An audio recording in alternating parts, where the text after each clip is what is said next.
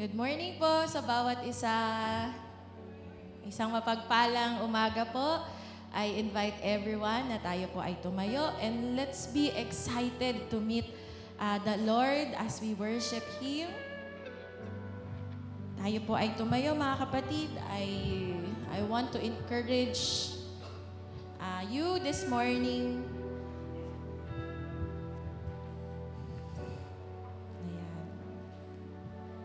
Ngayon po, as we start this service, no, ang panalangin po namin, no, panalangin po ng bawat isa is, we will encounter the Lord.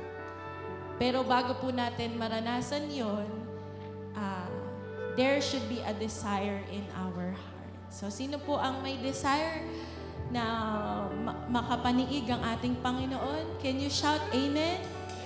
Amen. At ngayon po, aawit tayo sa Panginoon. Iahayag natin yung ngalan niya. Dakila ang Diyos. Hallelujah.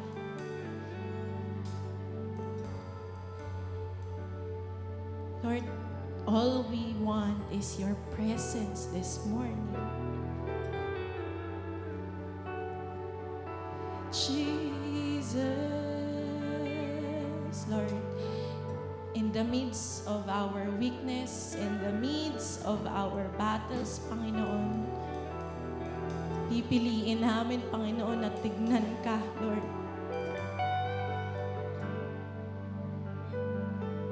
Hallelujah, Jesus. Praise your name. Walk with you.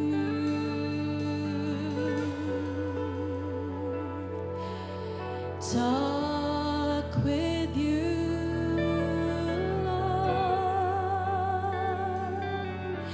Walk with you and talk with you. Hear you speaking, feel you breathing. Walk with you, talk with you, hear you speaking, feel your breathing. Walk with you and talk with you, hear you speaking, feel your breathing. Walk with you. May this be our prayer, kapatid. With you, hear you speaking, feel you breathing. Walk with you and talk with you. Hear you speaking, feel you breathing. Walk with you and talk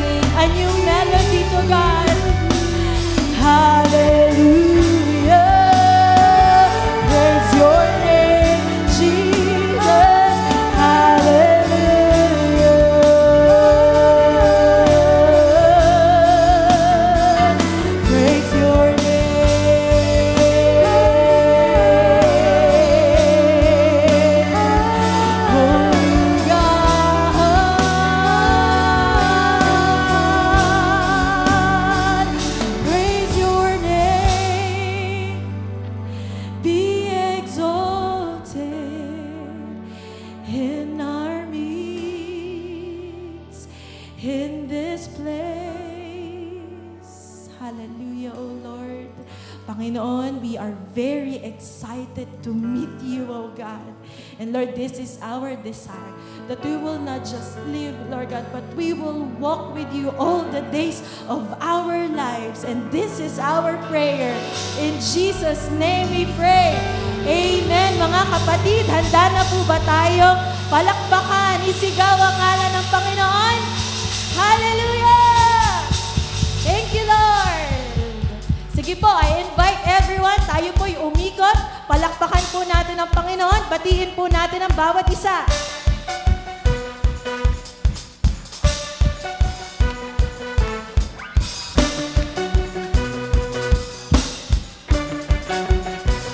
Oh, clap your hands, oh ye people, let's shout, hey, unto God.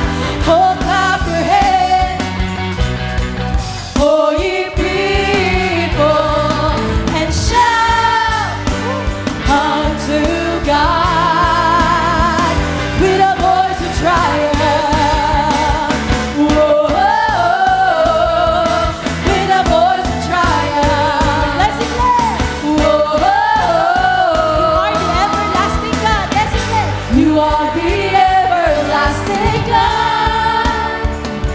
Shine your light through us for all the world to see. You are the hope of broken hearts. Let's declare. You overcame the grave to save humanity. Hallelujah, Jesus is alive. Oh, clap your hands. Oh,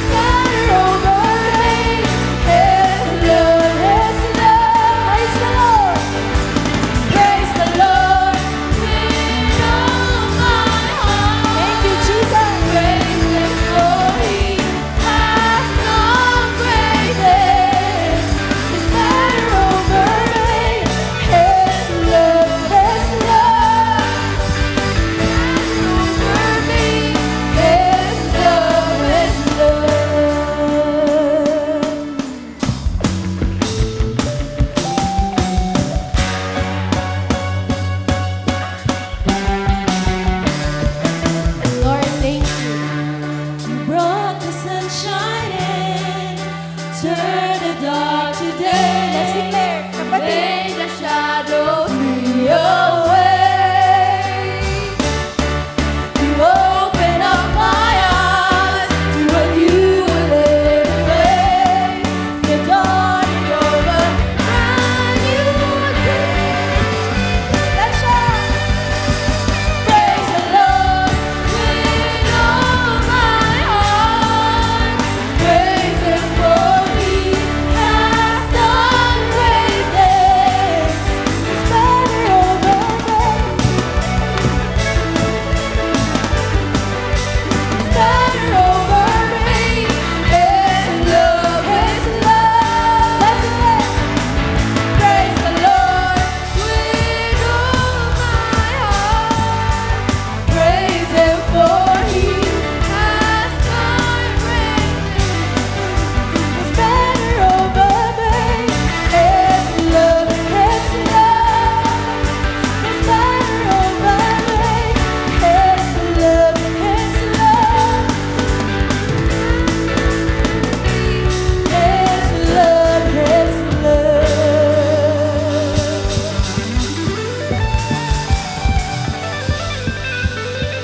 Lord, thank you for showering us with your unconditional love. Panginoon, we are joyful. We are very glad, Panginoon. Because you are always here with us, Panginoon. Thank you, Jesus. Let's continue to worship our God.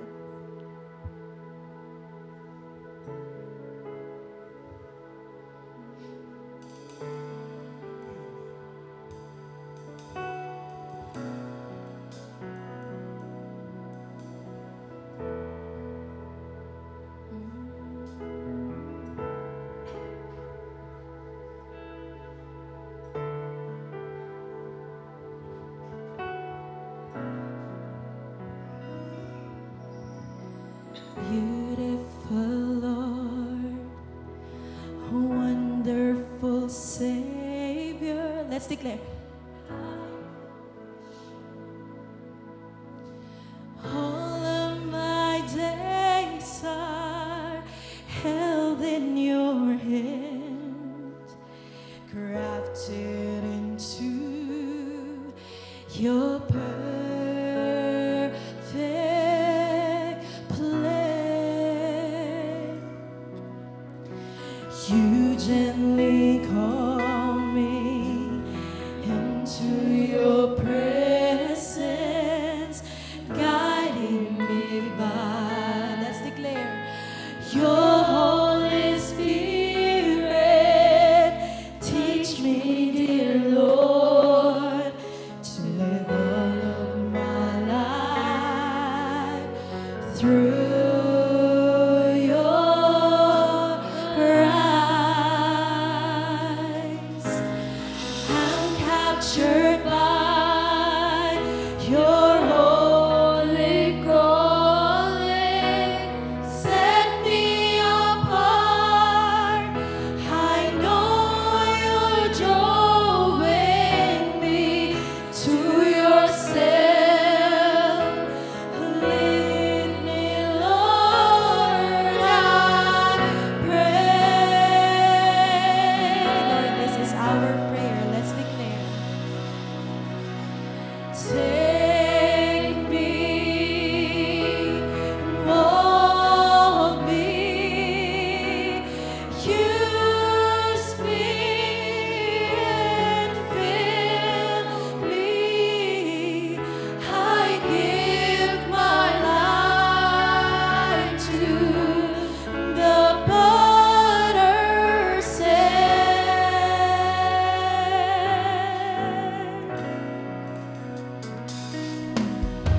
You gently call me into your presence, guiding me by your Holy Spirit.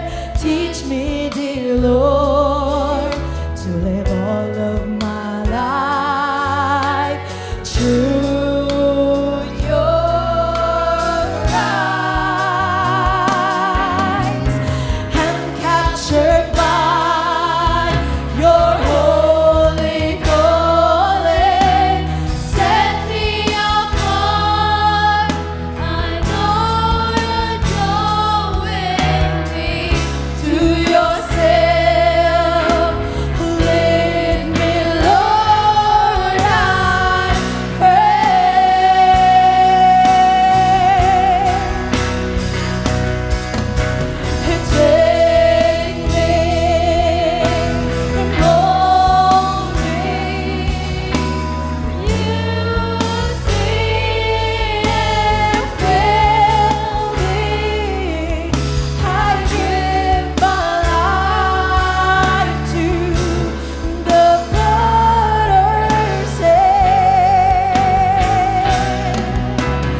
call me. You guide me. Let's declare. Lead me, walk beside me. I give my life to the water's edge. Take me, hold me, and fill me. I give my life to the potter's hands. To call me, you guide me. Lead me, walk beside me. I give my life to the potter's hand. And I will run to you, to your word so true, not by might, not by power, but by the Spirit of God. Let's declare. Yes, I will run the race till I see your face. Oh, let me live in the glory of your grace. Let's declare, mga kapatid.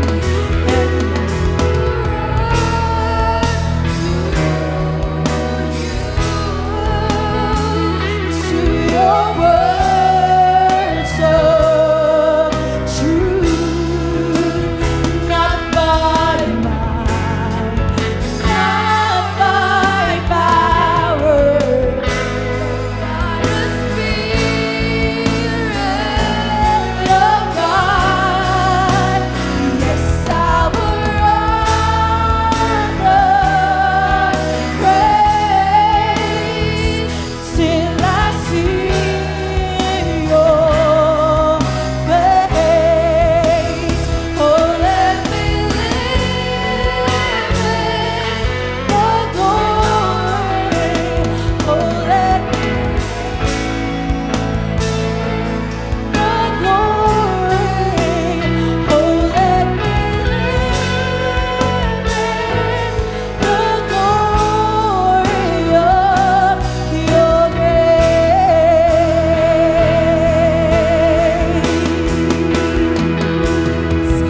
Your presence is heaven to me. Precious Lord, your presence is heaven to me. Let's declare. Your presence is heaven to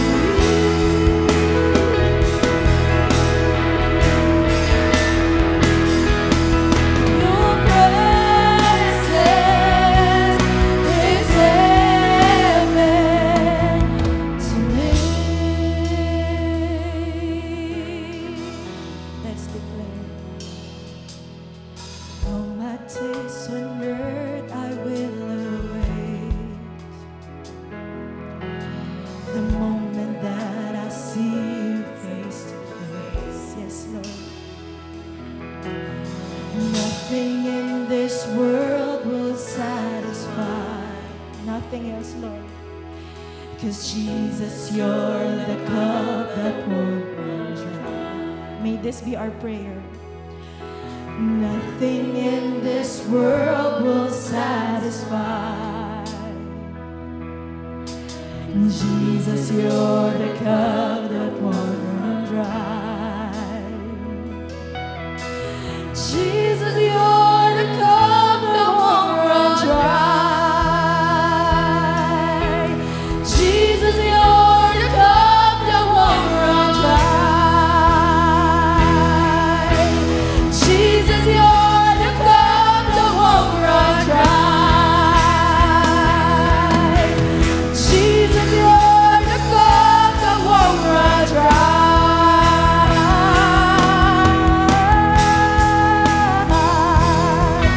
Your presence is heaven to me.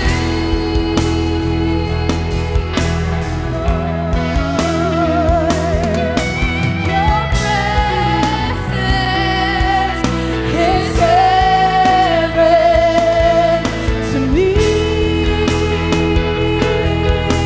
Lord. Your presence is heaven to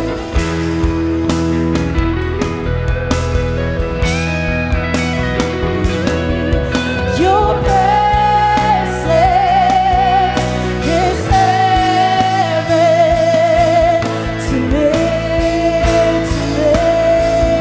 to us, to me.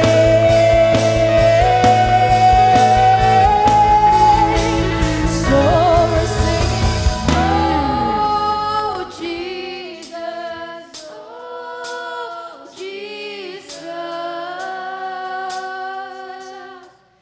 Your presence is heaven to me, oh Jesus, oh Jesus.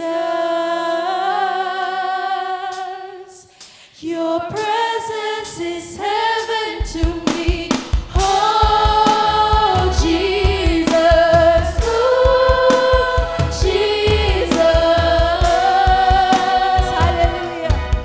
Your presence is heaven to me, oh Jesus, oh Jesus. Your presence is heaven to me, oh Jesus, oh Jesus. Your presence is heaven to me, oh Jesus, oh Jesus. Your presence is heaven to me, oh Jesus, oh Jesus. Your presence is heaven to me, oh Jesus, oh Jesus.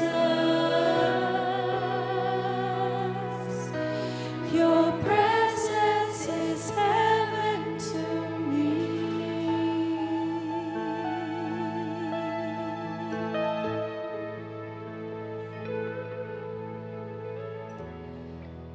Lord, as we wait for you to return, O God, our prayer, Lord, as we will all be led by your Spirit through your word, O God, and prepare us, Panginoon. May you be exalted in our lives, Panginoon. We thank you for your presence, Lord. We will continue to worship you. Hallelujah, Jesus.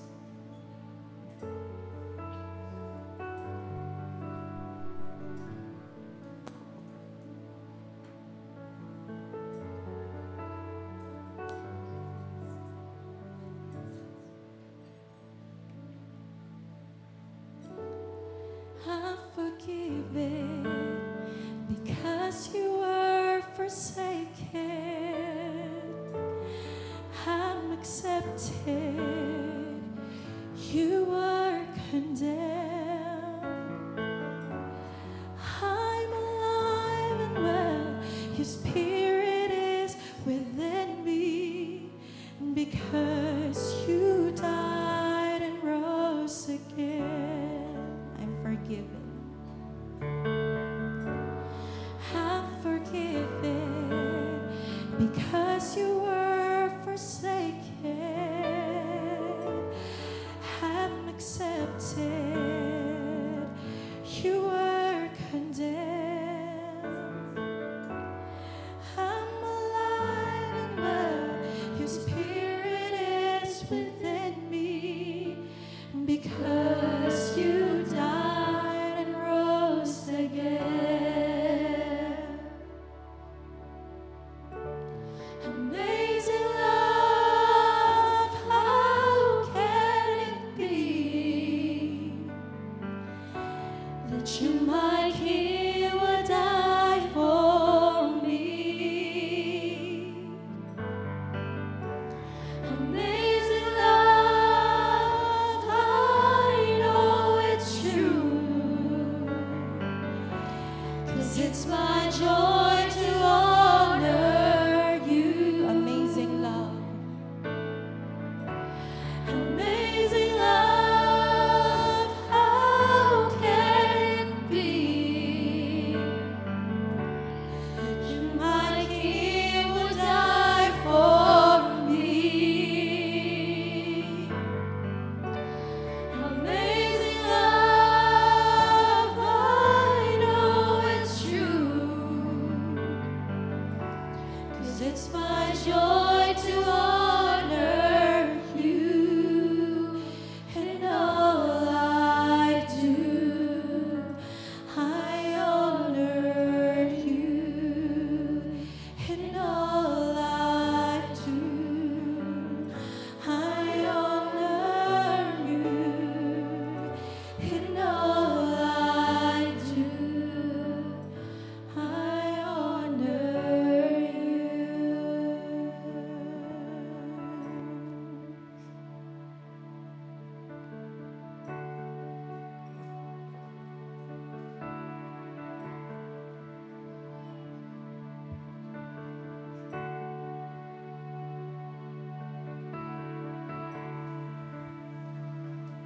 Hallelujah. Truly, this is a wonderful day for the Lord. That when God gave His life to us, He has set free His people. And we are God's people.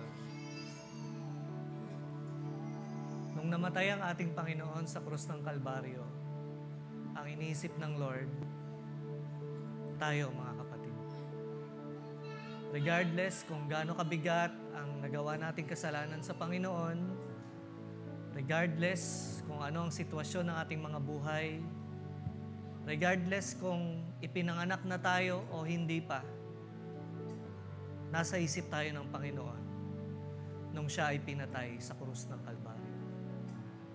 Mga kapatid, nais ko pong bigyan ng importansya sa bawat isa ang banal na communion na ito. Nais po natin na tuwing ginagawa po natin ito, ay meron pong epekto sa ating buhay. Meron pong pagpapahalaga sa ating mga buhay. Kaya ang mga kapatid, sinabi po sa Biblia ay kung hindi po tama ang ating puso sa ating pagpapartake, ay meron po itong kaakibat na curse. Kaya mga kapatid, sa oras na ito, nais ko po na magkaroon ng meaning at magkaroon ng value ang banal na communion na ito. Kaya bago po natin tanggapin, kainin at inumin ang communion, ay nais ko po magkaroon tayo ng maiksing sandali para ihingi po ng kapatawaran ng ating mga kasalanan sa Panginoon, sa ating mga kapwa, ito man ay hayag o hindi hayag.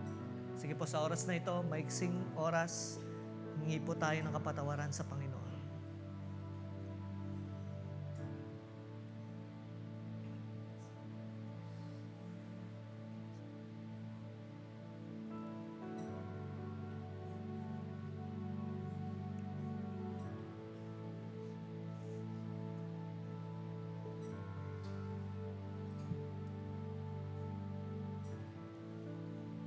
in 1 Corinthians chapter 11.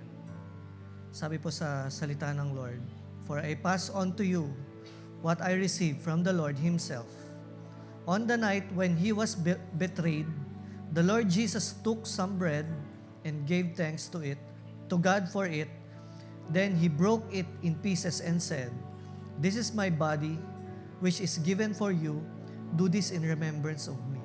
And in the same way, He took the cup of wine after supper, saying, 'This cup is the new covenant between God and His people, an agreement confirmed with my blood.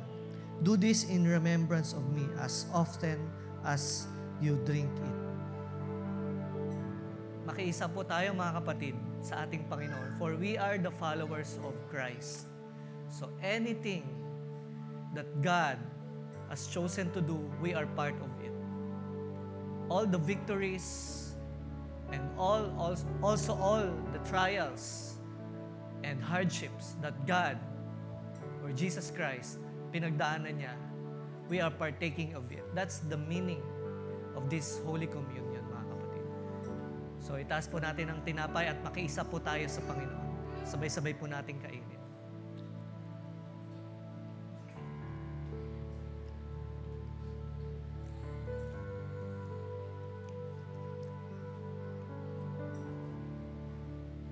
Taas po natin ng juice at sabay-sabay po nating inumin.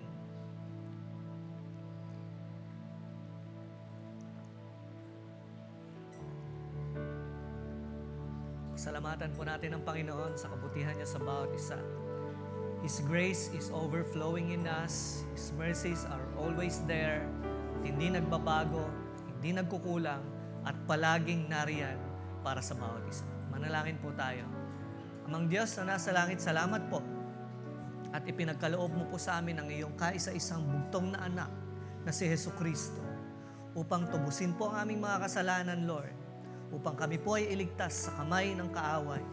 At sa oras na ito, Panginoon, na pinartake po namin ang elements of Holy Communion, Lord, sinasabi po namin sa aming mga puso na kami po ay nakikiisa sa iyo, Panginoon, sa iyong mga pinagdaanan at sa iyong mga gawain, Panginoon. Ang iyong mga anak, Lord, ay nakikiisa po sa iyo. Salamat po sa pagpapaalala mo po, Panginoon, sa nangyari sa iyo sa krus ng Kalbaryo, at muli ikaw ay nabuhay para sa bawat isa. Kaya itinataas ka po namin ng higit sa lahat, Panginoon, sa matamis at makapangyarihang pangalan ni Jesus. Amen at amen.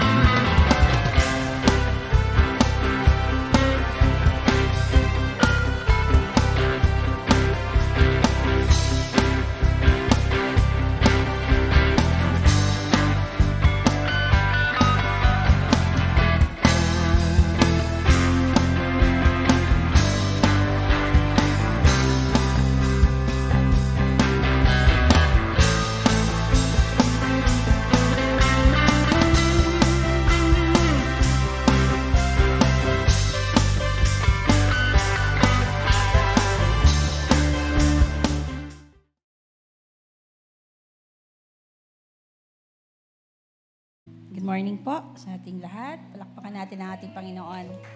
Yan, tayo po ay magdadako na sa ating pagbibigay. At gusto ko pong i-share uli yung ating pong paboritong verse when it comes to giving. It's the Malachi 3:10. As we are all familiar with this verse already, gusto ko lang pong I just want to give emphasis doon po sa sinasabing the Lord will open up the heaven, the windows of heaven to bless us. This particular verse po talks about the open heaven. And gusto ko pong i-share sa inyo that we cannot underestimate the worth and the value of open heaven. Kasi hindi lang po ito hindi po ito, this is not just about money, hindi lang po ito sa financial, hindi po lang ganun yung ibig sabihin nito. But in Deuteronomy 28, ang ini-specify po dito sa verse na ito is the Lord will take care of everything. We will guarantee blessing in everything you do. He will conquer your enemy when they attack you.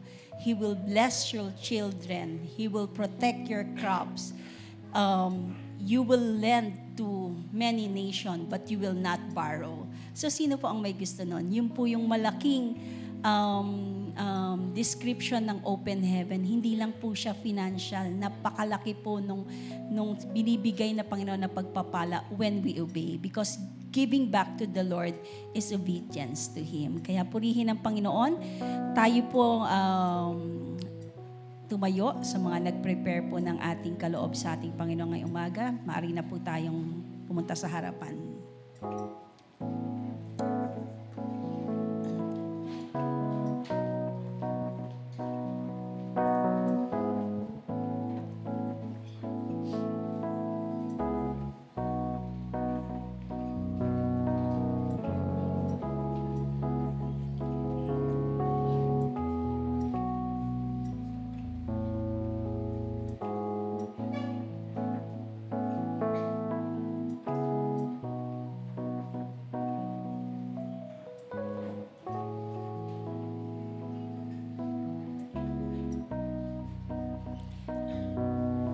Para po sa mga nasa online, nandiyan po yung ating bank account and GCash account, doon po sa hindi po makakapagbigay on-site.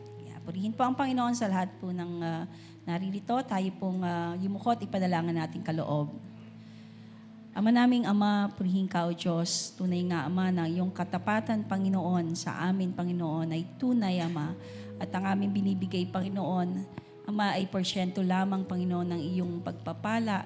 Panginoon, kami ay sumusunod at nananalig sa iyong mga pangako na kailanman, Panginoon, hindi mo pababayaan ang iyong mga anak.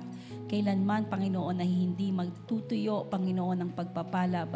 Ito, Panginoon, ay dadaloy na patuloy sa aming mga buhay hanggang sa salinlahi ng aming pamilya. Purihin ka, O Diyos, at inaalay namin, Panginoon, ang lahat ng ito sa iyo, Ama. Tanggapin mo, Panginoon. This we pray in Jesus' name. Amen.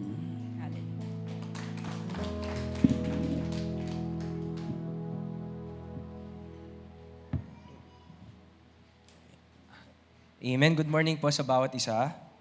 Okay, pwede po bang kamustahin po natin yung katabi natin? So, tingnan nyo, batiin nyo. Alamin nyo po yung pangalan niya kung hindi nyo po alam. No? So, welcome po kayo sa CCOF, sa bawat isa. No?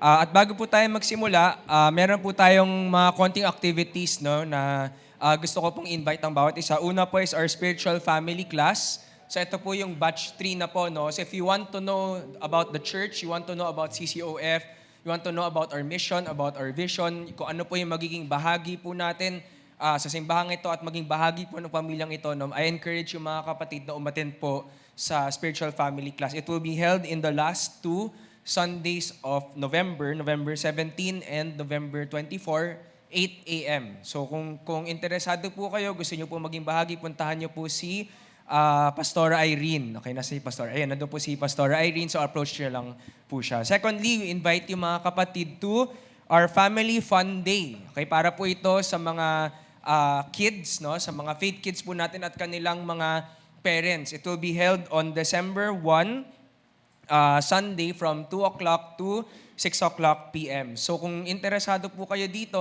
no, please approach Teacher Cheska. Nandun po siya sa likod. Okay? So sige po, no? So ngayong umaga, pagpapatuloy po natin yung atin pong series na Called to Overcome. Sabihin nga po natin, Called to Overcome. Okay, mga kapatid, bawat isa po sa atin, we are called to overcome at tinuturuan po tayo ng Panginoon kung paano po maging mananagumpay through His letters to the 7 churches dito po sa libro ng Revelation. No? At sana po natututo po kayo dito po sa pinag-aaralan po natin. Katulad ko po, no? Kasi kahit po ako po yung nakatayo dito at nagtuturo sa inyo, ako po yung unang-unang natututo. And I pray that we would all apply, no, yung mga naririnig po natin para po maging overcomer tayo sa Panginoon. No? Ano na po ba yung napag-usapan natin so far? In the Church of Ephesus, God challenges us to overcome lovelessness by being filled with love. Di ba? Yung sa Smyrna, God challenges us to overcome persecution. Paano? By standing for our faith. Okay? Sa Pergamum, God challenges us to overcome compromise, 'di ba? By pursuing excellence and by pursuing holiness in our walk with the Lord, no? At meron pa po tayong 4 na churches na pag-uusapan this month, no, dito po sa November. And I pray, no, na patuloy po sana tayong mag-reflect sa atin po mga buhay para po malaman pa natin ano yung ini-invite sa atin ng Panginoon na i-overcome. Amen? Okay? So bago po tayo magsimula, manalangin po tayo sa Panginoon. Lord, we just want to honor you this morning and praise your name.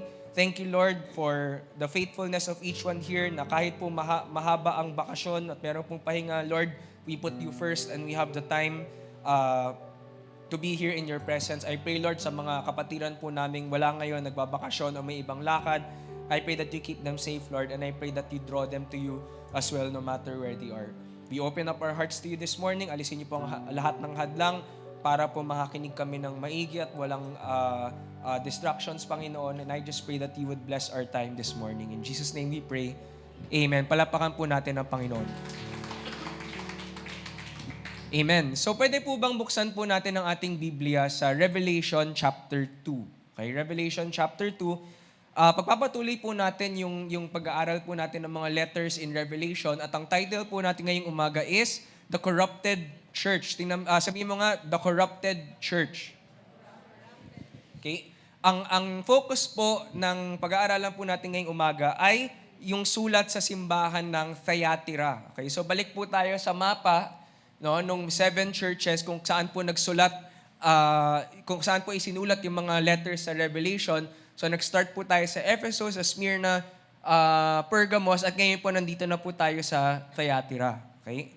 So ang ibig po sabihin ng salitang Thyatira, it means continual sacrifice. Okay? Continual sacrifice. Ano po yung characteristics ng lungsod na ito? No? Maliit lang po siyang lungsod, di katulad ng Ephesus, ng Smyrna, ng Pergamos. It's the smallest town among the 7 churches. Pero isa po itong mayamang lungsod. No? Kahit po maliit siya, mayaman siya, no? And among the 7 cities where the churches are found, it is actually the least important. Di raw po gaano ka-importante itong lungsod na ito, no? So, paano po daw ito itinaguyod, okay? So, kung kilala niyo po si Alexander the Great, di ba? Siya po yung nag-establish ng Greek Empire. Nung namatay siya, nahati po yung kanyang empire sa kanyang 4 na general. Yung isa po doon sa mga generals na yun, siya daw po yung nag-establish ng city na to. Okay? And what was this city known for? They were known for their trade guilds. Ano ba yung tinatawag po nating trade guild? Halimbawa, meron kang propesyon o meron kang negosyo, no? At meron kang isang linya kung ano yung binebenta mo, kung ano yung ginagawa mo. Yung isang guild, para po itong samahan ng mga taong pare-pareho ang trabaho or pare-pareho ang negosyo. Okay? At para daw po umunlad ka sa negosyo mo or sa trabaho mo, dito sa Thyatira, kailangan maging bahagi ka noong guild na yon. Halimbawa lang, sa panahon po natin ngayon, no, kung merong mga barbero at mga nagtatrabaho sa parlor, kailangan bahagi po sila ng isang samahan na lahat barbero o lahat mga mga nasa parlor, okay? Or sa panahon nila, ano po yung mga typical na guild, no? So mga taong nagtatrabaho sa wool, yung balahibo ng sheep, okay? Meron din na tao na gumagawa ng leather, yan, balat, no? Meron pong potters, bakers, bronzesmiths, no? At isa po sa pinaka-kilalang guild, no, or negosyo sa Thyatira is yung dye, yung pagkukulay ng tela, no? Specifically yung colors red and purple, no? At kung babasahin niyo po sa Acts, meron pong isang kilalang Christian na galing po sa Thyatira. Sabi doon, one of them was Lydia from Thyatira, a merchant of expensive purple cloth who worshiped God. Okay? So yan po, no? Diyan po natin nakita yon. Okay? Ito pong Thyatira, hindi po katulad nung mga napag-aralan po nating lungsod in the past, no? Hindi po siya ganun ka-importante pagdating sa religion. Okay? Mas religious po yung ibang mga cities, pero this city, they also worship their own pagan gods. No? Meron po silang isang sinasamba na ang tawag po ay Tyrimnos. Okay? Sabihin nyo nga, Tyrimnos.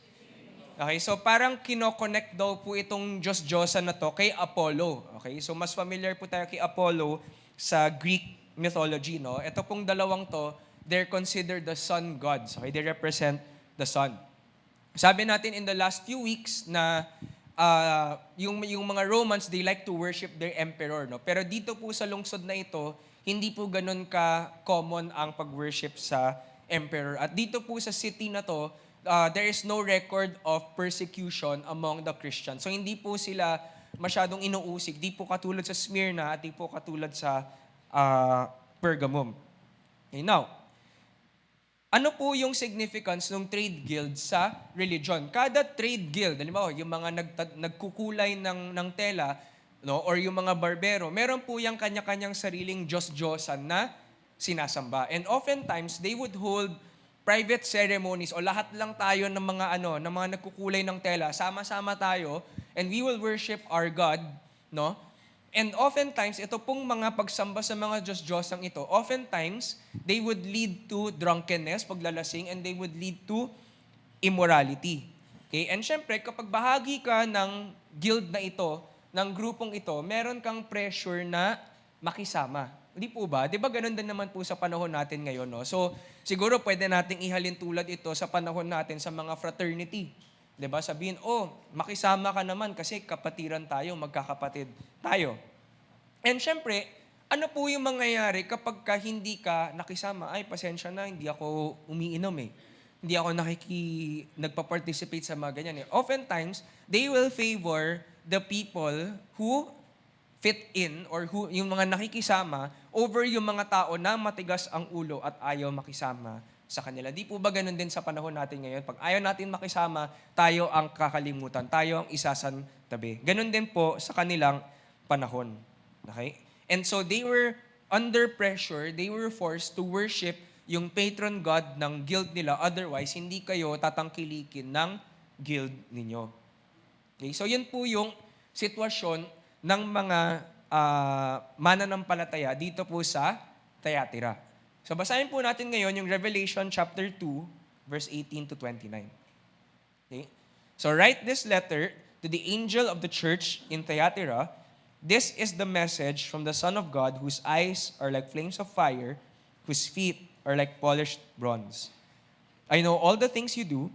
I have seen your love, your faith, your service, and your patient endurance. And I can see your constant improvement in all these things. But I have this complaint against you. You are permitting that woman, that Jezebel, who calls herself a prophet, to lead my servants astray. She teaches them to commit sexual sin and to eat food offered to idols. I gave her time to repent, but she does not want to turn away from her immorality. Therefore, I will throw her on a bed of suffering, and those who commit adultery with her will suffer greatly unless they repent and turn away from her evil deeds. I will strike her children dead, then all the churches will know that I am the one who searches out the thoughts and intentions of every person, and I will give to each of you whatever you deserve. Verse 24, but I also have a message to the rest of you in Thyatira who have not followed this false teaching or deeper truths as they call them. depths of Satan, actually. I will ask nothing more of you except that you hold tightly to what you have until I come. To all who are victorious, who obey me to the very end, to them I will give authority over all the nations. They will rule the nations with an iron rod and smash them like clay pots. They will have the same authority I received from my Father, and I will also give them the morning star. Anyone with ears to hear must listen to the Spirit and understand what He is saying to the churches. So kung papansinin niyo po, mga kapatid, ito po yung pinakamahabang sulat sa mga nabasa natin so far. And actually, yung mga babasahin po natin in the next few weeks, mas maikli pa po dito po sa binasa po natin ngayon. No? So it's very interesting na for the smallest church, for the least important church, sa 7 simbahang ito pa yung may pinakamahabang sulat na ibinigay ang ating Panginoon. So tingnan po natin, no, paano po pinakilala ni Jesus ang kanyang sarili dito po sa sulat na ito.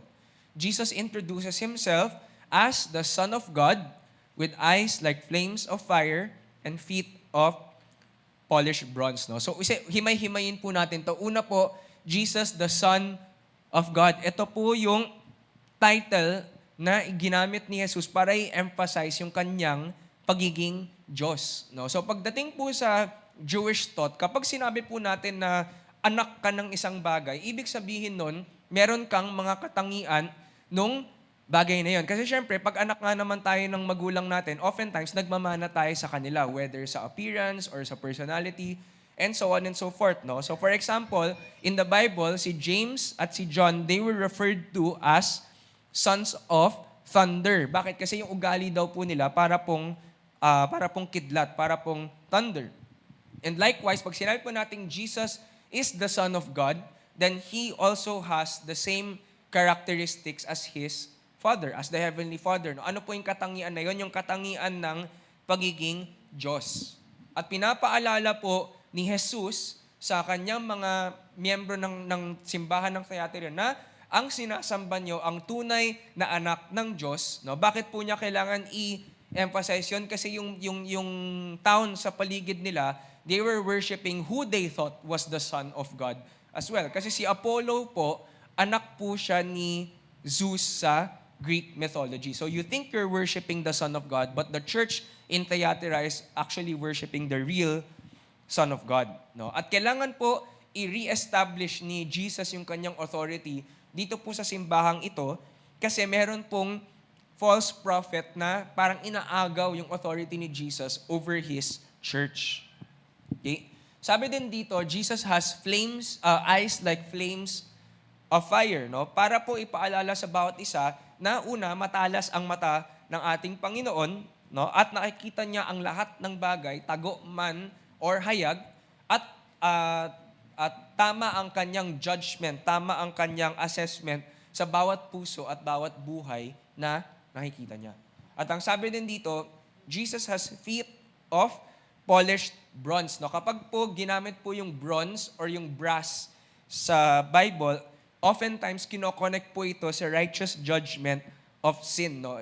Bronze or brass is one of the most pure and most refined in the fire. No? So pinaka-pure po ito na metal. It is also the strongest metal in the ancient world. No? So ibig sabihin, kapag ang isang bagay ay gawa sa bronze, malakas ito at hindi po ito basta-basta nagagalaw. At ganun po ang ating Panginoon. No? Mataas, malakas at hindi basta-basta nauusog or nagagalaw ang ating Panginoon.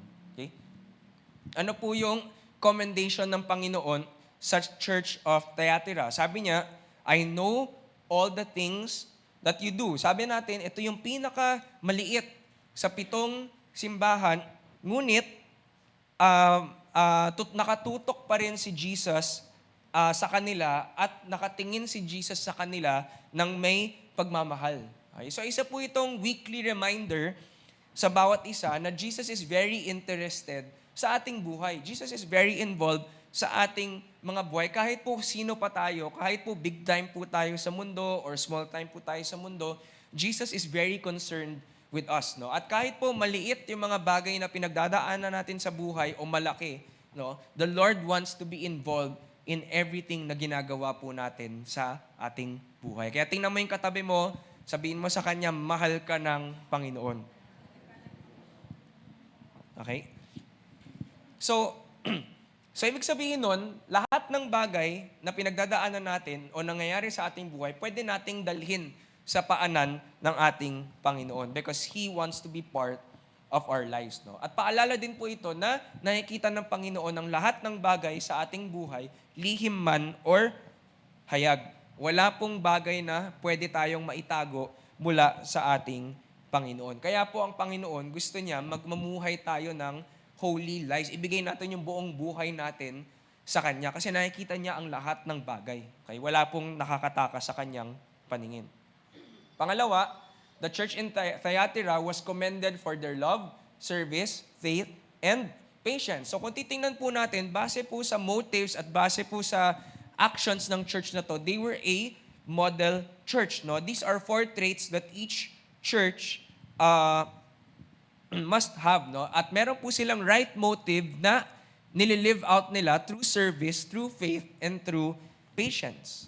Okay? And another thing is that they were commended for their continuous improvement. So hindi po na meron lang sila yung bare minimum ng qualities na to. Pero habang tumatagal po sila sa kanilang pananampalataya, patuloy po na lumalago sila dito po sa mga bagay na to. They were growing in love, di ba? So habang tumatagal, mas lumalalim at gumaganda yung pag-ibig nila sa kanilang kapwa.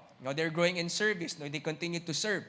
They were growing in faith and they were growing in patience. Alam niyo po ba na para po masabi na buhay ang isang bagay, kailangan po meron pong growth, meron pong paglago. Tama po ba? And the moment that something starts to stagnate, yung nagde-decline siya, or something starts to stay as it is, doon po nagsisimula yung proseso ng kamatayan. Okay? And so tayo po bilang mga Kristiyano, we must continue to grow in the Lord. Kailangan patuloy po laging lumalago ang ating pananampalataya. Huwag po tayong makontento na nagsastagnate yung ating pananampalataya or bumabaksak or nawawala yung ating pananampalataya sa Panginoon. So pag-isipan po natin, tanong po natin sa ating sarili, am I really spiritually alive? Lumalago ba ako sa pananampalataya ko? Dalawa ang sinasabi nating motive or goal ng isang mananampalataya sa mundong ito, to become closer like God and to become closer to God. So araw-araw, ako po mga kapatid, araw-araw tinatanong ko yung sarili ko at yung mga disciple ko. Today, did you grow closer to God? Anong ginawa mo para mapalapit ka sa Panginoon ngayon? Or anong ginawa mo ngayong araw para maging mas katulad mo ang Panginoon sa pag-uugali mo or sa motibo mo? Okay? So ito po yung mga commendations ni Jesus for the church of Thyatira. And kailangan po i-emulate po natin to, gayahin po natin ito sa atin pong paglalakbay sa pananampalataya. Ano naman po yung mga corrections niya? Okay? Jesus corrected the church in Thyatira primarily for their corrupted, mali po ito, corrupted beliefs. Okay? For their corrupted beliefs. Pinag-uusapan po natin ngayon is the corrupted church, di ba? So the main issue is their corrupted beliefs. Ito pong simbahang ito, they love God genuinely. Mahal na mahal nila yung Panginoon at isinasapamuhay nila yung mga bagay na gustong gawin ng Diyos, na gawin nila. Pero yung kanilang mga paniniwala na babahiran or natetaint or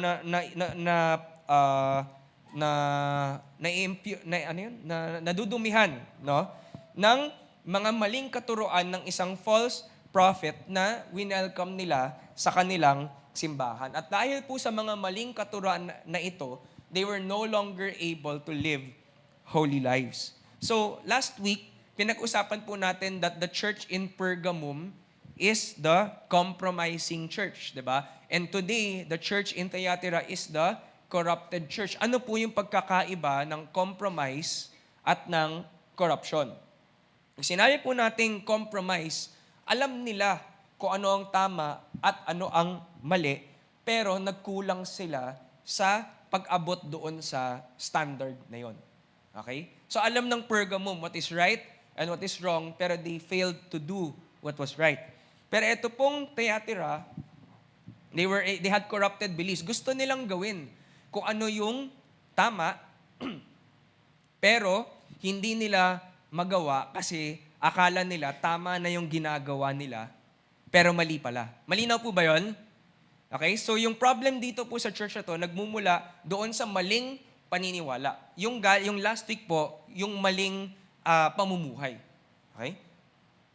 So Pergamum had an immoral lifestyle, but Thyatira had an incorrect doctrine that prevented them from living righteously.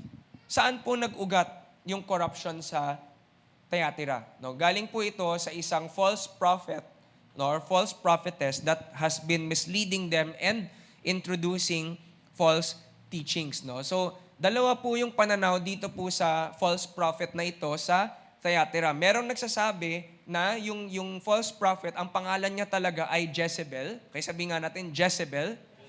Okay? At meron namang nagsasabi, hindi naman talaga ito yung pangalan ng false prophet, pero reference lang ito sa isang character sa Bible. No? At pag tinignan po natin sa Bible, negative po ang connotation ng pangalang Jezebel. Okay? Di ba po sa panahon po natin ngayon, masakit pong matawag na Judas ka. Di ba? Masakit yon, may negative connotation ang matawag na Judas. O wala naman sigurong magulang na magpapangalan sa kanyang anak na si Satanas. Di ba? Walang ganon. Kasi alam natin masama yung kahulugan ng mga pangalang ito. No, but in the Bible, Jezebel, the name Jezebel actually has a negative connotation. Sino po ba itong Jezebel na to sa Bible? No? So, Queen Jezebel is the wife of King Ahab. Sabihin nga natin, Ahab. So, one of the kings of Israel. Konting history lang po, no? So, ang unang king ng Israel, ang pangalan niya ay Saul. At ang sumunod ay si David. Pagkatapos si David, sino yung anak? Si Solomon. Very good. So, pagkatapos po ni King Solomon, nahati po yung Israel sa dalawang kingdom. Okay? So, meron pong tinatawag na North Kingdom at South Kingdom. Bakit po? Ano po yung nangyari? Meron pong general, si Solomon, na nagrebelde. So parang kinlaim niya yung power and he established the Northern Kingdom of Israel. Yan po yung kulay blue dito po sa mapang ito. Yung yellow po is called the Southern Kingdom of Judah. Okay? At dito po nagpatuloy maghari yung mga descendants ni David and Solomon and so on and so forth. Ano po yung characteristics ng dalawang kingdom? The Northern Kingdom, diba sabi ko nagsimula siya sa rebellion ng isang general, and every king in Northern Israel, they are all wicked kings. So makikita niyo po yan, halos walang succession by offspring. Kaya nangyayari, puro betrayal, puro patayan, ganyan, puro rebellion, no? And there is no wicked king in the North Kingdom. Dito po sa Southern Kingdom, minsan may mabuting king, minsan may masamang king, depende po, no? Pero that means na both of them were sinful nations after the time of Solomon. Mas masama lang yung Northern Kingdom kasi tuloy-tuloy, puro masasamang hari. Yung South naman, minsan okay, minsan hindi, minsan okay, minsan hindi. What does that reality point to, mga kapatid? No? That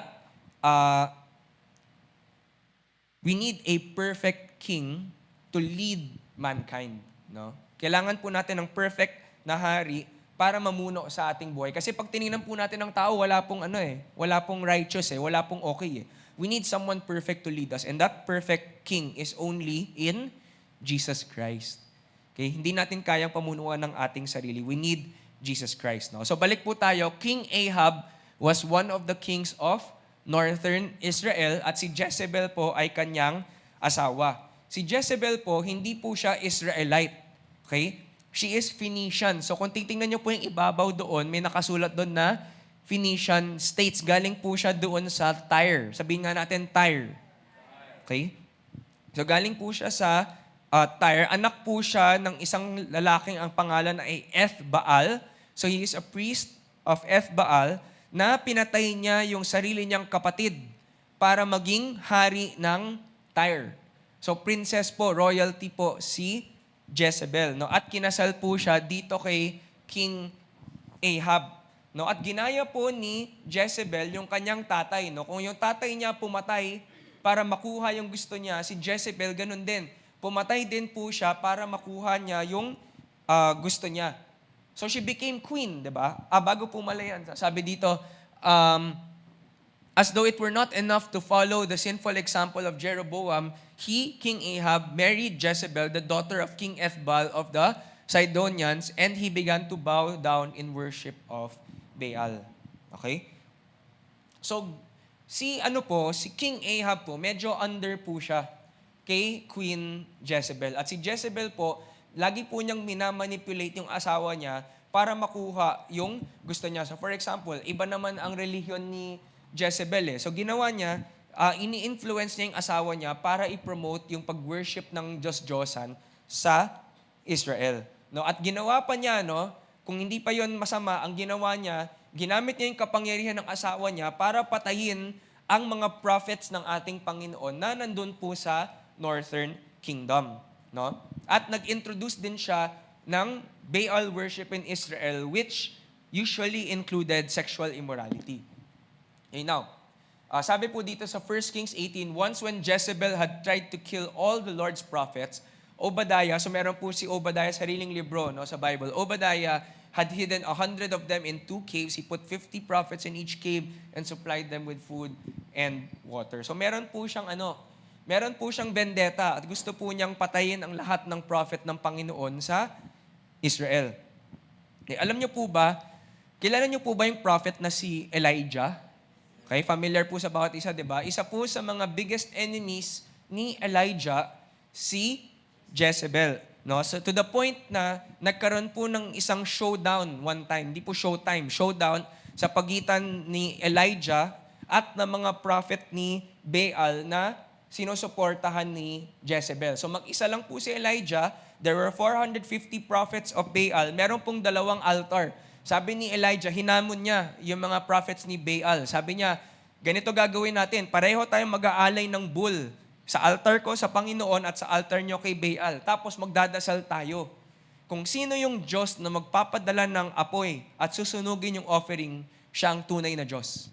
O kayo na mauna, kayo naman ng marami. 450 prophets of Baal. They were praying to Baal at ang nangyari, wala pong apoy na nag-consume doon sa offering ng mga prophets ni Baal. Si Elijah, sabi niya, gusto niyo ganito pa, basain niyo pa yung kahoy, no? Basain niyo pa yung altar. No? At nung nag-pray siya, syempre, alam natin na buhay ang ating Panginoon at kinonsume ng Panginoon yung offering sa Kanya. So dahil po na-acknowledge ng mga tao na ang ating Panginoon ang tunay na Diyos, no, pinatay po ni Elijah yung lahat ng prophets ni Baal. Syempre, sino ang nagalit? Ang nagalit ay si Jezebel, and so sabi niya, papatayin ko tong si Elijah. At doon po nagsimula yung pinakaalam natin kay Elijah na na-burn out siya, parang tumakas siya, takot siya, tapos wala siyang gana, sabi ng Panginoon, magpahinga ka, matulog ka, kumain ka, and finally, narinig niya yung tinig ng Panginoon through a still small voice. Okay? So bakit ko po ito pinapaliwanag sa bawat isa? Okay? Ang legacy ni Jezebel sa Israel is a legacy of idolatry. Okay? It's a legacy of idolatry to the point na si Jesus mismo, no, ginamit niya yung pangalan ni Jezebel para tawagin yung or to refer to this false prophet in this church. Okay? Ngayon po, baka po familiar po kayo sa atin pong panahon. Minsan po meron po tayong tinatawag na Jezebel spirit. Okay, ito pong Jezebel spirit is someone, no?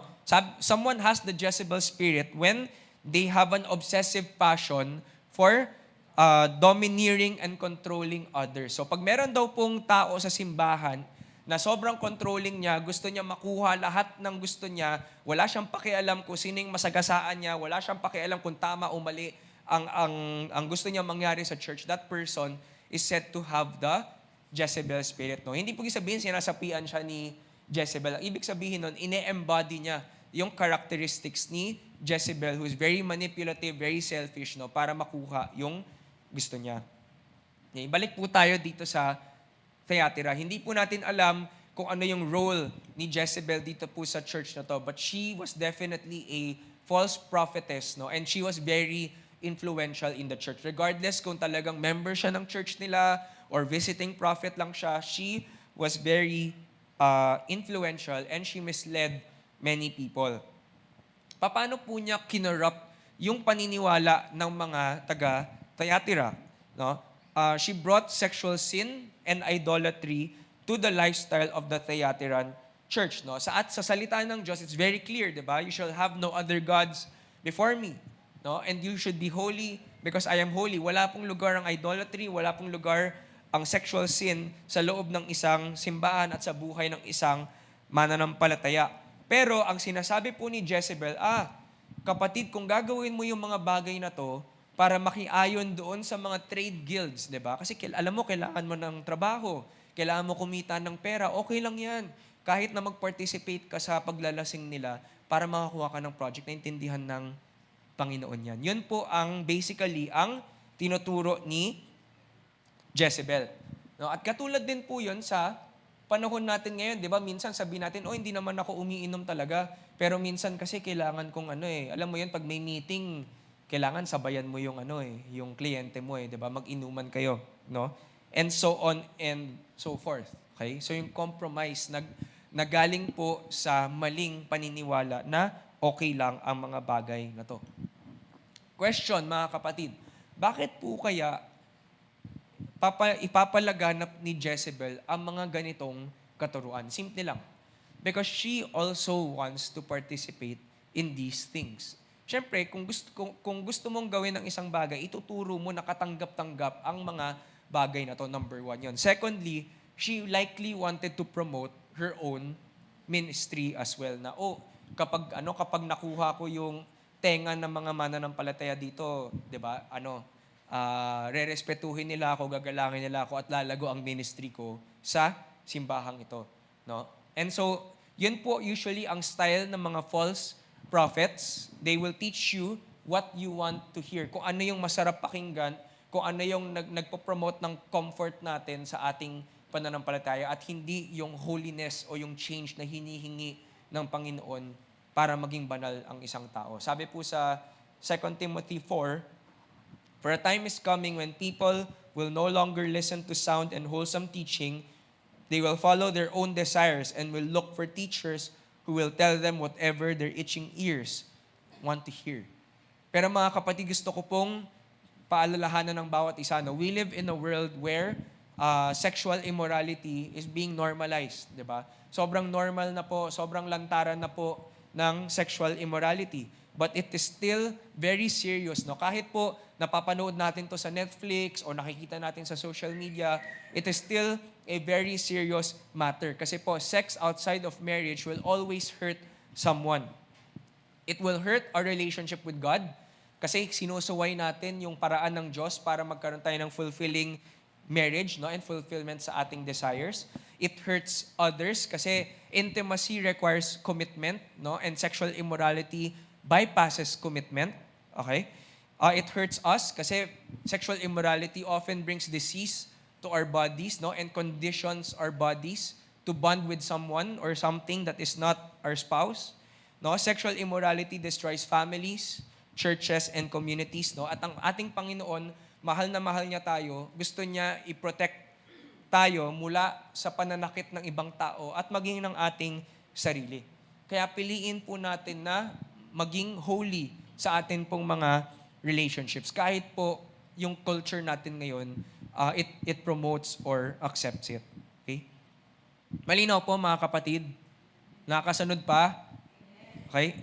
Sige po. No? So, overall, the church in Thyatira, they are known for their love and they are known for their works, pero they were corrected for wrong teachings. Yun ang pinaka-main problem ng Thyatira. So ano po ang instruction ng Panginoon sa simbahang ito? Dalawa po. Para po sa mga undefiled, sa mga hindi sumunod sa maling katuruan ng false prophet na ito, sabi niya, hold tightly until Jesus comes. No? So ito po yung unang pagbanggit ng second coming of Christ in the book of revelation. Sabi niya, babalik ulit ako, magpatuloy lang kayo hanggang sa aking pagbabalik. No?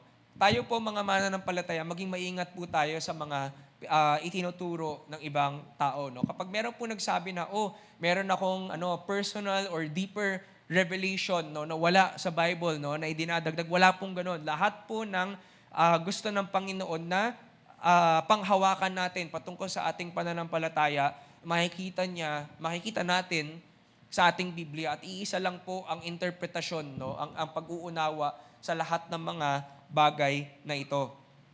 Anything that deviates, that is away from God's Word, is actually the depths or the deeper truths of Satan at hindi po galing sa Panginoon yan. Ang sabi po sa 2 Peter 1 verse 20 to 21, knowing this first, that no prophecy of Scripture is of any private interpretation.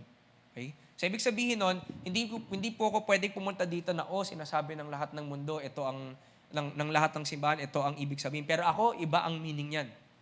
No? Mag-isip po kayo, pag meron pong preacher or teacher or prophet na ganun ang salita. Okay? So, let us keep ourselves undefiled. Panatilihin po natin na malinis or pure ang atin pong doktrina, ang atin pong paniniwala, at patuloy po natin itong panghawakan hanggang sa dumating ang ating Panginoon. Paano po natin ipagtatanggol ang pananampalataya natin sa maling katuruan? Mga kapatid, we have to know God's Word.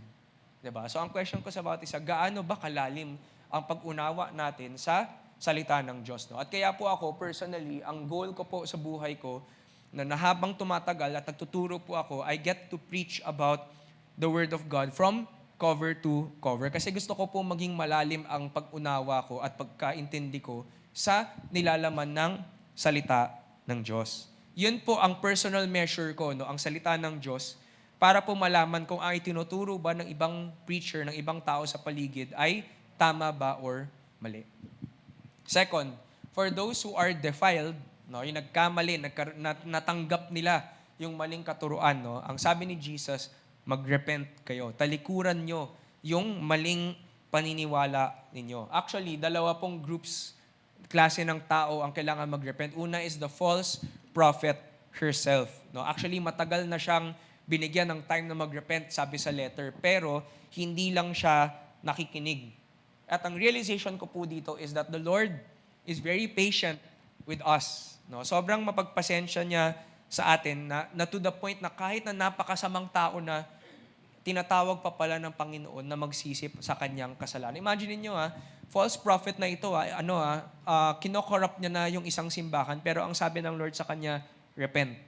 Diba? Binibigyan kita ng pagkakataon na magbago at bumalik sa akin. Ang sabi po sa 2 Peter 3 verse 9, the Lord isn't really being slow about His promise as some people think. No, He is being patient for your sake. He does not want anyone to be destroyed, but wants everyone to repent.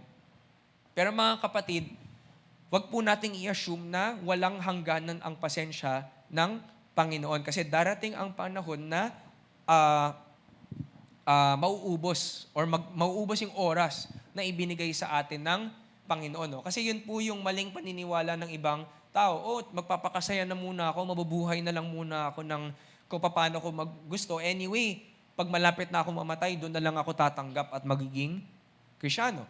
Pero ang problema doon, mga kapatid, hindi naman natin alam kung kailan tayo mamamatay. Baka mamaya, bago ka makapagsisi, bago ka makatanggaw sa Panginoon, na-aksidente ka. Diba? So, paano ka tatanggap kung nasa coma ka na? For example, no? Second is, the members of the church who followed and tolerated the false prophet, they should also repent. No? Lahat po tayo, meron po tayong responsibility na panatilihing tama ang ating mga paniniwala. Kahit po nalinlang sila ng isang false prophet, they are ultimately responsible and accountable for their own beliefs. At ganun din po tayo, mga kapatid, no? Kahit po meron po tayong mga pastors, mga preachers dito na nag-feed ng salita ng Diyos, ultimately, responsible tayo na siguruhin na tama yung mga bagay na pinaniniwalaan natin. At para po mapanatili nating tama, kailangan alam natin ang nilalaman ng salita ng Diyos. Jesus promised to reward the overcomers. Ano po yung dalawang reward na ipinangako niya dito? Una is authority over the nations. No? Ang pangako ng Panginoon, kasama natin siya na mag-rule or mag-reign with Him throughout eternity. No? Ano po ba mga kapatid ang image nyo ng langit? Pagpunta nyo ng langit, ano ba ang iniisip nyo? Sino po dito ang nasa isip nyo? Pagpunta nyo ng langit, nasa ulap kayo, lumulutang, nagpe-play ng harp, tapos kumakain ng ubas, may pakpak sa likod. Ganun po ba? No, hindi po ganun. No? Meron naman pong iba, ang gagawin lang daw po natin sa langit, magpe-praise and worship lang for eternity, no? Na walang katapusang pag-awit. No? Mga kapatid, alam nyo po ba na heaven is actually a perfect version of life on earth? No? So ano ibig sabihin nun? We will actually still live like we are right now, only wala na yung kasalanan, wala na yung kalungkutan, and all of those sorts of things. No? And that means, pagdating po natin sa langit, meron po tayong mga responsibilidad, no, na ibibigay sa atin ng Panginoon ayon sa ating pamumuhay dito sa mundo. Okay? And so for those who live their lives on earth very faithfully, no, God will give us authority. Diba?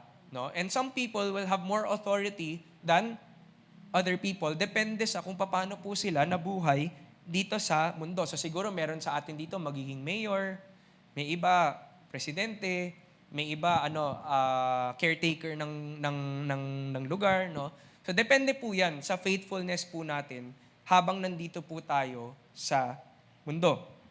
So ano po yung lesson, no? Na although salvation is free, okay, we will be rewarded for our good deeds while we are alive. And how we live today matters, especially in light of eternity. So tingnan mo yung katabi mo. Sabihin mo sa kanya, huwag mong sayangin ang oras mo. Okay? Pagka binigyan tayo ng Panginoon ng authority sa langit, hindi po ibig sabihin no, na para po tayong boss doon, di ba? Na, magwalis ka dyan. Hindi po ganon. No, pag sinabi pong authority in the Bible, hindi siya yung domination na tinatawag, no, na pinapamukha natin sa ibang tao na mas mataas ako sa iyo, mas marami akong kapangyarihan sa iyo, no. But rather, it's called shepherding. Ipinagkakatiwala ng Diyos sa atin ang kanyang kapangyarihan para pangalagaan yung mga taong ibinigay niya sa atin. Amen? Okay. Second is Jesus will give us the morning star. Sino ba ang morning star? It is Jesus Himself, and this means na magkakaroon tayo ng fellowship with Him. Makakasama natin siya panghabang panahon kung nanatili tayong tapat sa Kanya. Amen? Okay. Sino po gusto nun? Okay, so palapakan po natin ng Panginoon. Okay. So ito po, no, ito na po yung pinaka-importanting part. Ano yung sinasabi ng Panginoon sa atin? Basically, the simplest way to say it is we must keep our faith pure. We must keep our faith pure. Paano po natin gagawin yon? No? Be devoted to God and His Word. Siguruhin po natin na yung Diyos na sinusunod natin ay ang tunay na Diyos at hindi yung ating version ng kung sino ang Diyos. Amen? No, kasi iba po yung tunay na character ng Panginoon sa impressions natin sa Kanya.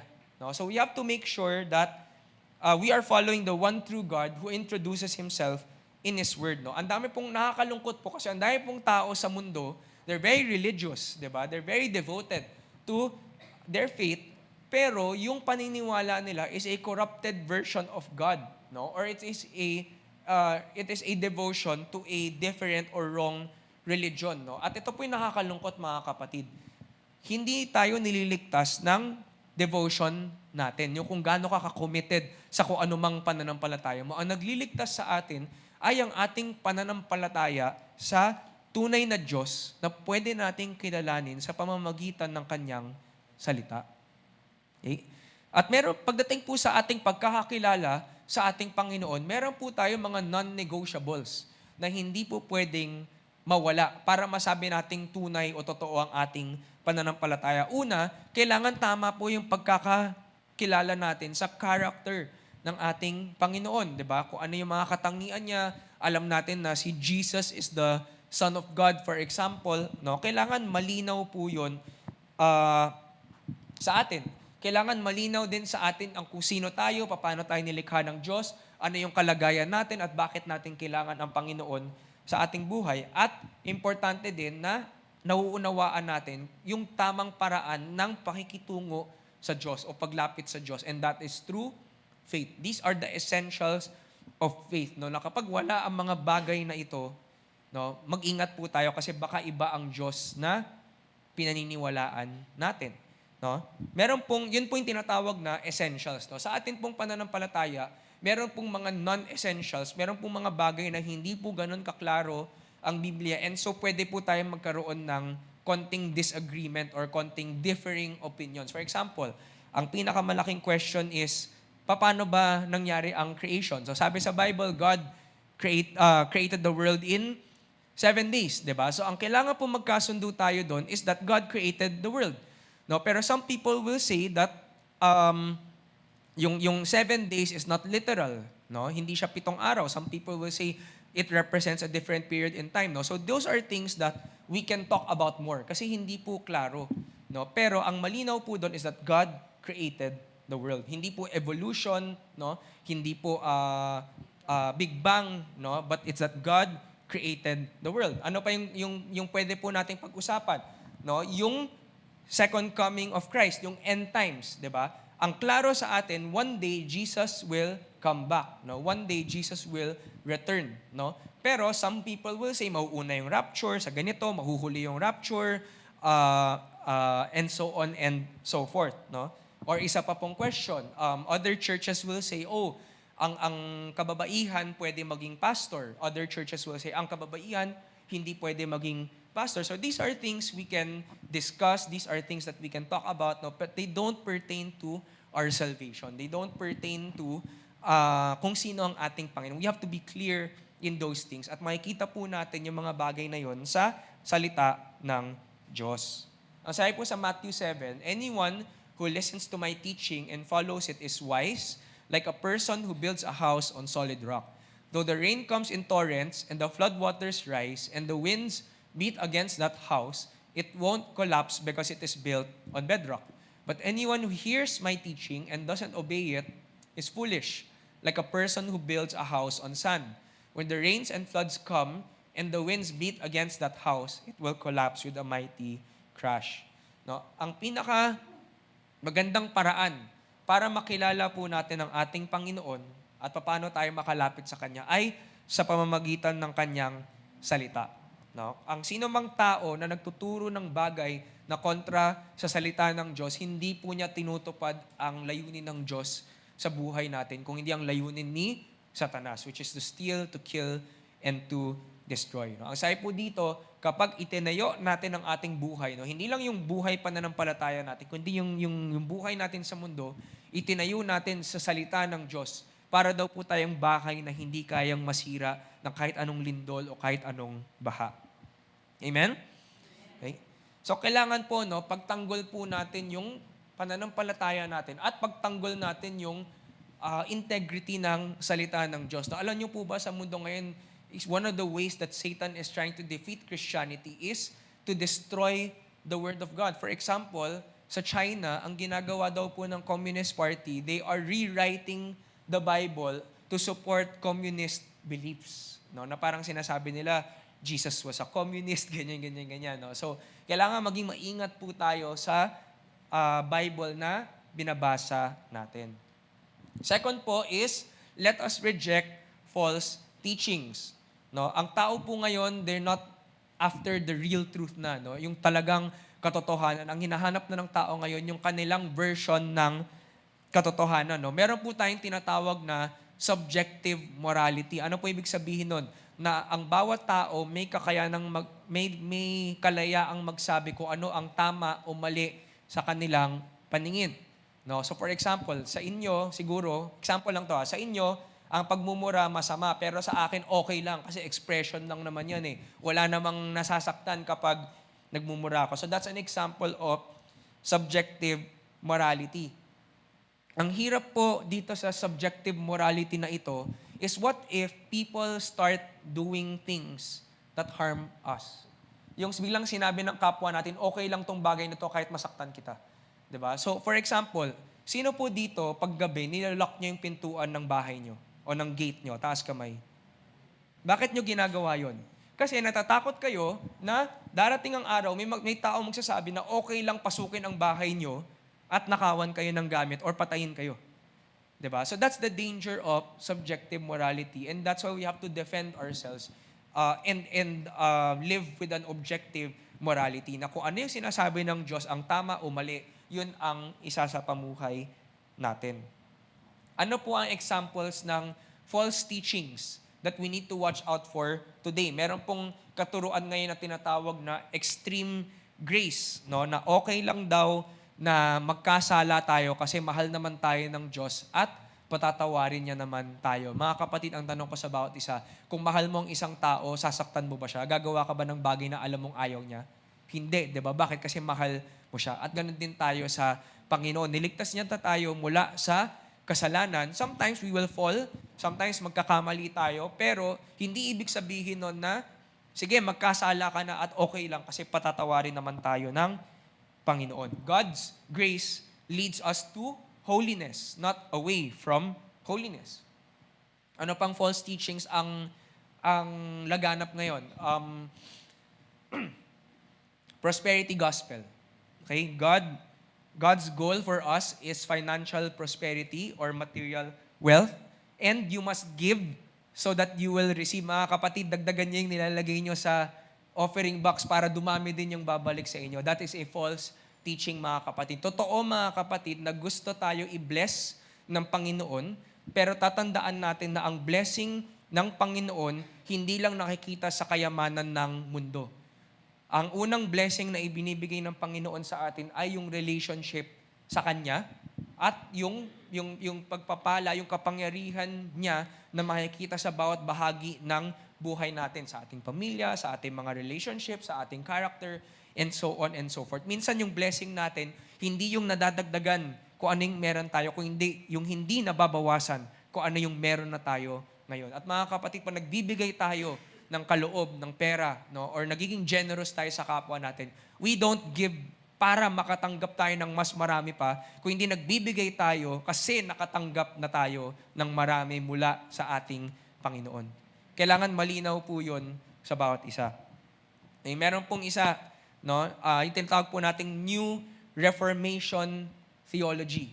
Okay? Ito po ay isang overemphasis sa yung offices na tinatawag na apostles or prophets. No? Sobrang overemphasis at nagiging extreme yung pananaw tungkol sa mga gifts or manifestations of the Holy Spirit. So masyado ng kumbaga, yun na lang, nakakalimutan natin na hindi lang gifts of the Spirit ang tinututukan natin, pero importante din na yung fruit of the Spirit ang tinututukan natin, yung pagbabago ng pagkatao natin habang lumalapit tayo sa Panginoon.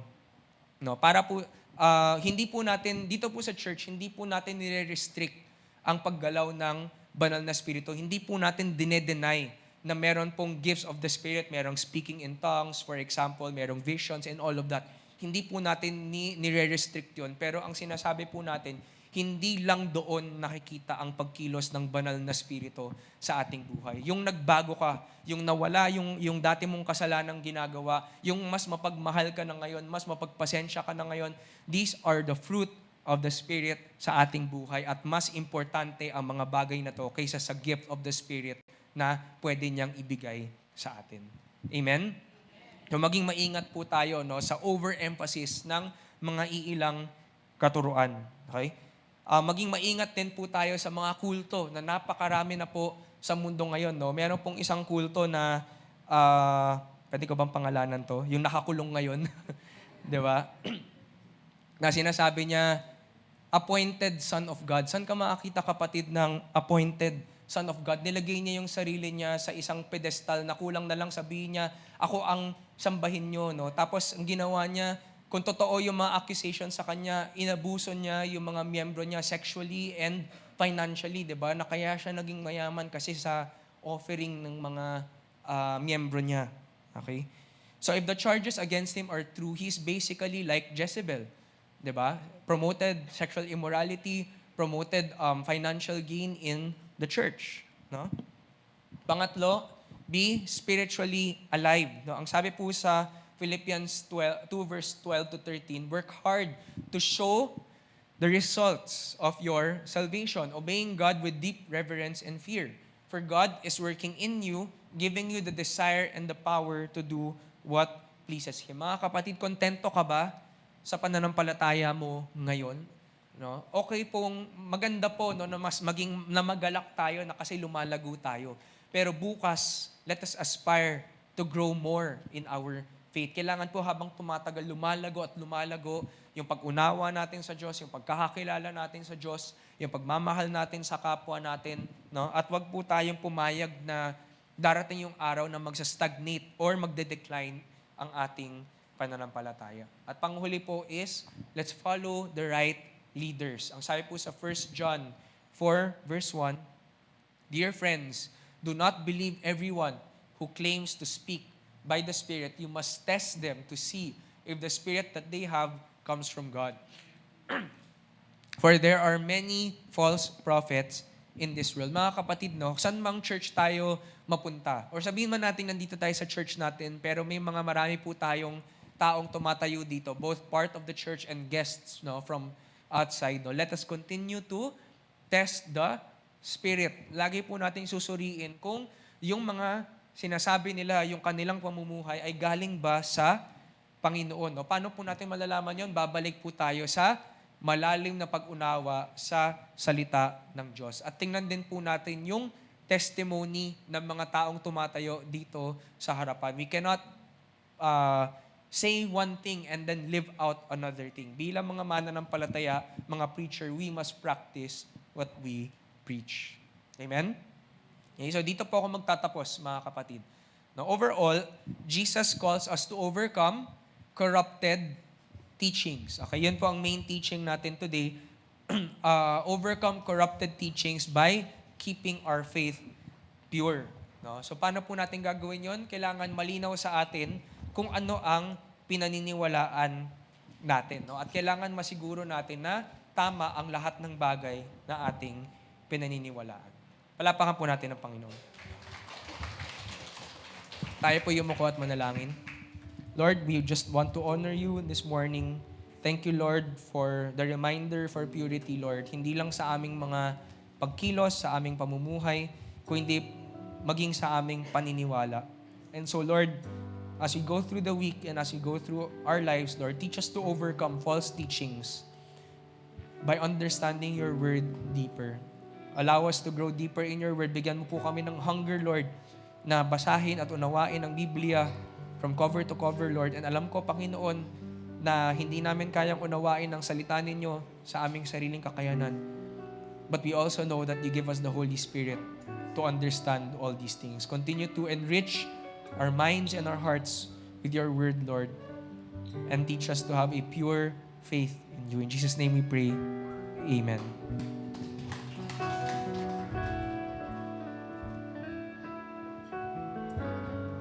I invite everyone, tayo po tayo and let's continue to worship God.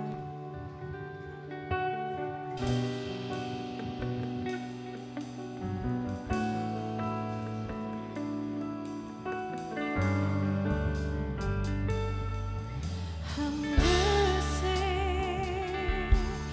my whole life in your purpose and for your heart's desire. I'm running this race.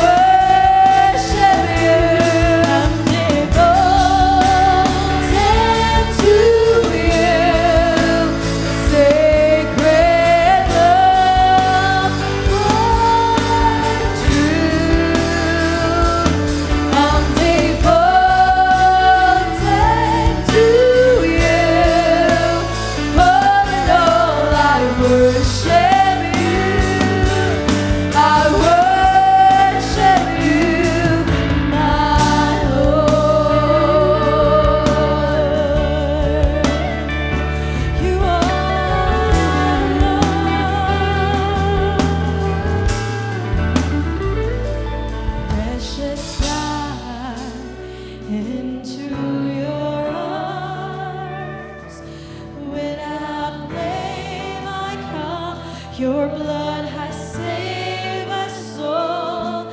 Precious God, into your arms. Without blame I come. Your blood has saved my soul. For you, all was put aside. All for you and I. Father, it's who I love. I'm devoted to you. Sacred love, hard truth. I'm devoted to you. All in all, I worship you. I worship you, my Lord.